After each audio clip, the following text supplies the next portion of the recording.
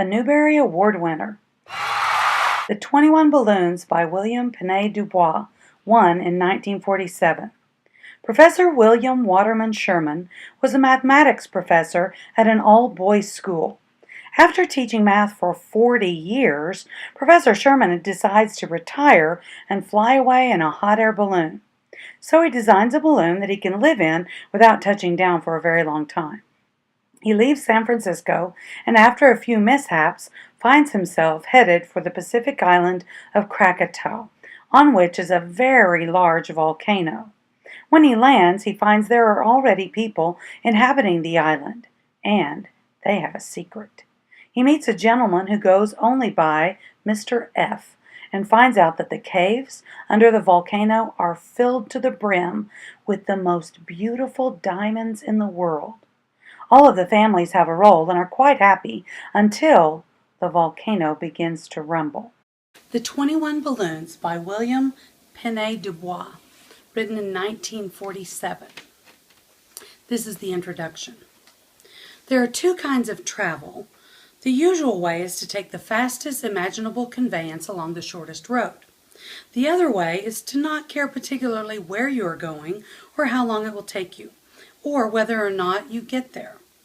These two methods of travel are perhaps the easiest seen by watching hunting hounds. One hound will follow his nose directly to his prey. Another will follow his nose in a roundabout way to molehills, empty rabbit holes, garbage cans, and trees, and perhaps not pay any attention to his prey even when he happens upon it. This second way of getting around has always been pointed out as the nicest, for, as you can see in the case of the slower hunting hound, you are able to see more of what is going on in the world, and also how nature is getting along. Not long from now, in the atomic age, it is easy to imagine that travel will be tremendously fast.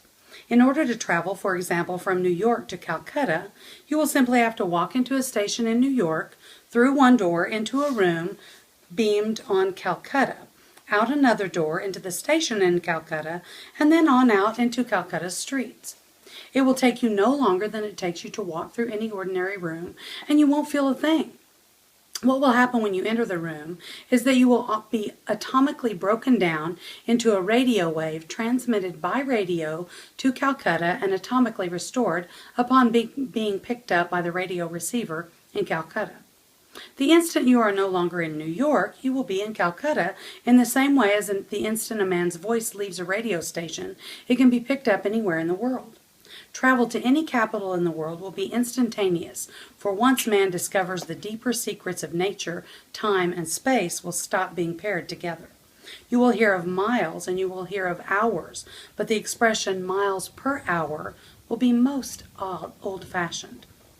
The best way of travel, however, if you aren't in any hurry at all, if you don't care where you are going, if you don't like to use your legs, if you want to see everything quite clearly, if you don't want to be annoyed at all by any choice of directions, is in a balloon.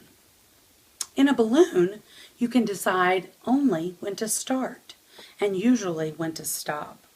The rest is left entirely to nature. How fast you will go and where is left to the winds. It is a wonderful way to travel, particularly if you want to travel from your home to school. You get up early in the morning with your school books, climb into the basket, look in the direction of the schoolhouse, untie the ropes, and fly off. On your way, you may see many delightful things. Anything can happen, such as the wind will be calm and you'll never get to school. Or the wind will blow you in the wrong direction and take you 50 miles out into the country away from school. Or you might decide to play hooky just once and nobody can bother you in a balloon.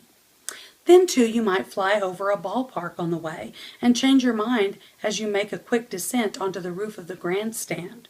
Or if you pass any lakes on the way to school, you can drop a line and do some fine fishing. Balloon travel is the best, particularly between home and school. These ideas on travel went through the head of a rather nice old professor named William Waterman Sherman. Professor Sherman had been teaching arithmetic at a school for boys in San Francisco for 40 years and was thoroughly tired of the idea. At first he thought of balloon travel only as a wonderful way of going to school because he was so tired of teaching. Then he thought of balloon travel as a way of spending a year of rest after retiring. At the age of 66, he stopped teaching, built himself a huge balloon, and filled the balloon's basket full of food. In this gigantic balloon, he thought, he could float around for a whole year out of touch with the earth, with nobody to bother him, and leaving his destination to the winds. This book, 21 Balloons, tells of his exciting trip. It is exciting, for he ran into trouble right away, including such disturbances as the greatest explosion in the history of the world. It also tells of just about every kind of free balloon travel known to man and a few balloon inventions unknown until now. The period of the book is the period when balloons were most popular, 1860 to 1890. Half of this story is true, and the other half might very well have happened. Some of the balloon inventions in this book were actually built with success. Some were designed by famous balloonists who didn't have enough money to build them and try them out. The others might easily have happened too. The part about the Pacific island of Krakatoa is true. There is a volcanic island of that name in the Pacific, and it did blow up with the biggest explosion of all time, so that it is now half as big as it was in 1883. Krakatoa was 1,400 feet above sea level before the explosion, and after the explosion, it was a submarine cavity with its bottom more than 1,000 feet below the sea. The sound of the explosion was heard as far as 3,000 miles away, which is the greatest distance sound has ever been known to travel. The violence of the eruption caused dust, ashes, and stones to be hurled 17 miles high into the air. The black cloud of ejected material darkened an area with a radius of 150 miles from the eruption. Waves generated by the explosion reached a height of 50 feet, destroying countless vessels, swamping and inundating and completely destroying villages on islands hundreds of miles away and causing thousands of casualties. This book is the story of Professor William Waterman Sherman, his unusual voyage, and of his fabulous friends and unusual life on the island of Krakatoa, ending with the noisiest day in the life of any man in history.